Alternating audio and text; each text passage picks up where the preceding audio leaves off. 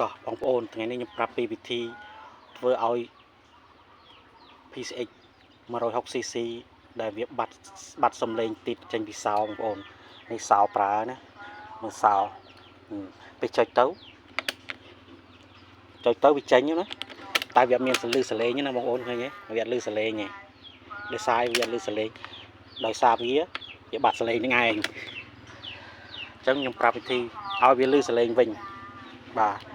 ក្នុងតេឡេយើងចុចពណ៌ក្រហមបញ្ឈប់វាមកបាទនេះចេញពណ៌ក្រហមមកយើងឈប់ទៅបន្ទាប់មកយើងចុចវាម្ដងទៀតចុចពណ៌ក្រហមហើយយើងទៅចុចអាពណ៌ខៀវអាកងតាក់នៅលើមួយទៀត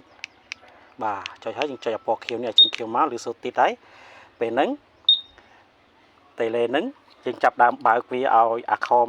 ចេញមកខៀវវិញមកបាទពេលហ្នឹងវាលឺសូរសលេងដូចដើមវិញហើយឃើញអត់ឃើញវាលឺសូរសលេងដូចដើមវិញទេវាលឺសូរសលេងដូចដើមវិញហើយអញ្ចឹងដល់ពេលយើងចង់បិទវាឲ្យលឺសូរសលេងក៏យើងធ្វើដូចគ្នាអញ្ចឹងដែរយើងគ្រាន់តែកាច់វាបិទមកអញ្ចឹងយើងចុចអាក្រហមនេះឲ្យចេញក្រហមមកនេះយើងផ្ដាច់ពេលដែលយើងផ្ដាច់ហើយយើងចុចអាក្រហមនឹងមកប៉ឹករួចហើយយើងឡើងទៅចុចអាកងតាក់លើមួយតែម្ដងបានហើយបាទនេះវាលេងលឺហើយបងប្អូនតែប៉ុណ្ណេះឯងអត់មានអីទៀតទេវីដេអូនេះតែប៉ុណ្ណេះឯងហ្មង